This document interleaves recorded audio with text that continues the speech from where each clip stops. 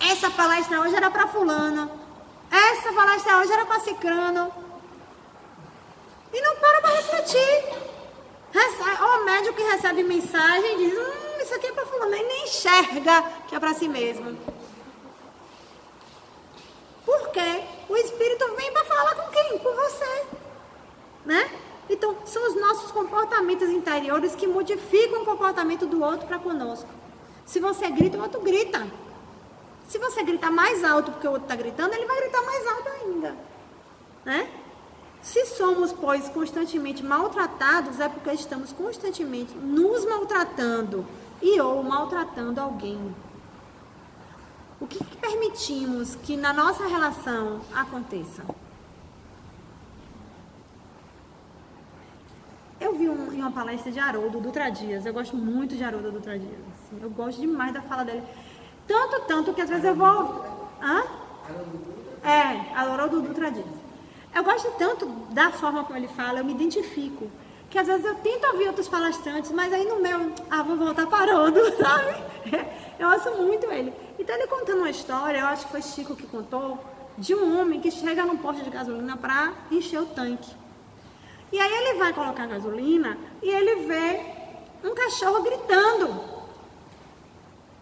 Gritando. Terminou de colocar a gasolina, o cachorro gritando. Pagou a gasolina, o cachorro gritando. Aí ele, moço, por que esse cachorro está gritando? É porque ele está deitado em cima de um prego. Mas e por que ele não levanta e sai daí? Porque está doendo o suficiente para ele gritar, mas não está doendo o suficiente para ele se mover. Olha aí, nós, para sair das situações, se a gente ficar na lamentação, a gente fica naquilo ali, não sai nunca. Quantas vezes, gente, eu não estou pregando autoflagelação, desejar sofrer, nada disso. Mas quantas vezes passamos por situações muito difíceis na nossa vida, muito difíceis. E elas nos transformam. Dói, a gente vai seguindo para frente. A gente não sabe a história do outro, a gente vê o outro sorrindo, a gente vê o outro ali interagindo, a gente não sabe quanta dor tem na humanidade. Mas dói. E aí depois de muito tempo que você lembra, ainda dói um pouquinho, mas você pensa assim, como aquela coisa me transformou. Como aquela coisa me mudou nisso aqui. Me fez agir nesse sentido. Quando, às vezes, tem situações traumáticas que dói tanto na gente, que a gente passa a ser mais cuidadoso com o outro. Porque a gente fala, gente, como isso dói. Não quero que o outro passe por isso também, não. E a gente passa a ser mais cuidadoso nas relações. Tem coisa que é bobagem. Outro dia, eu estava aqui perto do centro espírita. Aí tem uma casinha com, tipo um mercadinho bem simplesinho, com as frutinhas na frente. E não tinha de parar, e no lado tinha uma casa, e tinha uma senhora na calçada, sentada numa cadeira.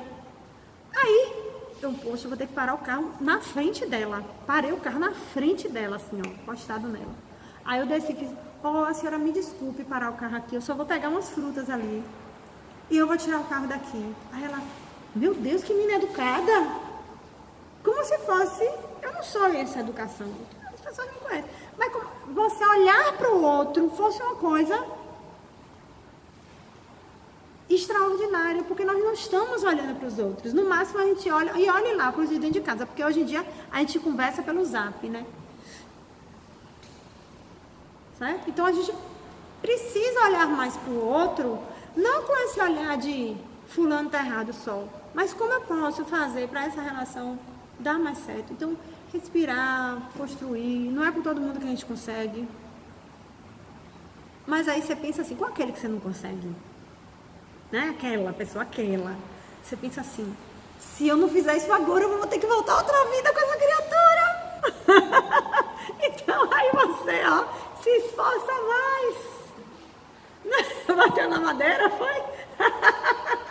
Então, tá precisando se esforçar mais. Quantas vezes? Eu não sei, eu já pensei em algumas aqui na minha cabeça. Mas para voltar para trabalhar isso? Não. Que nada. Se liberte. Como é que a gente se liberte? Perdoando, porque a mágoa é uma algema. A mágoa é uma prisão solitária. Sabe aquelas solitárias que você não pode ver o sol? É a mágoa. Então, o perdão liberta. E quando você se liberta, se o outro é miserável, gente ruim, maltrata, nananã, é um problema dele. Passa a ser só um problema dele. Não tem varinha, né? Pra fazer a pessoa se transformar. Então passa a ser um problema só dele. É fácil, eu sempre falo, é mais fácil falar, mas a gente pode fazer um exercício. Sempre que aquela pessoa aparecer em sua frente, pense em mais uma encarnação com ela. Sempre. E aí você consegue, né? Quem sabe até você consegue uma outra encarnação com ela, mas com outra relação. A coisa melhor do mundo é a reconstrução de uma relação, uma pessoa que você não suporta, depois de um tempo encontrar. Eu já aconteceu isso comigo, por isso que eu digo. Uma pessoa que eu não tolerava, depois de um tempo eu encontrei. E a gente construiu uma nova relação, sem nem tocar no assunto da anterior. Que coisa maravilhosa. Porque a pessoa mudou e eu mudei. Eu também tinha meus defeitos. E tenho ainda. Mas ela se transformou em algumas coisas e eu me transformei em outras. E hoje a gente se adora. Olha que delícia. Ainda na mesma vida, gente. Graças a Deus. Obrigada, Senhor. Na mesma vida, ó. Então, quantas oportunidades a gente perde por orgulho e vaidade? Porque a gente acha sempre que o outro está errado e a gente está certo. Que a gente acha que nós somos o modelo. Que todo mundo tem que ser igual a nós. Ou então que nós somos a vítima. Que ninguém me dá atenção. Que ninguém me liga. Que ninguém me ouve. Que ninguém me atende. Né? Eu falo sempre. Quer falar comigo? Insista. Porque eu dou aula. Eu estou em tal lugar. Quando eu olho o zap está cheio. Eu não consigo acompanhar. Né? Então, a gente tem que pensar que o outro nem sempre vai ter a disponibilidade de tempo para suprir as nossas carências, né? Então, estarmos preparados para viver em comunidade, em sociedade, é isso. É respeitar as diferenças. Eu não falo nem em tolerar. Porque tolerar é, eu te suporto, né? Assim, aí parece que dá tolerar. Mas respeitar, você pensa diferente de mim. Pronto. Se der pra gente viver juntinho, tudo bem. Se não der, cada um na sua, mas de forma respeitosa.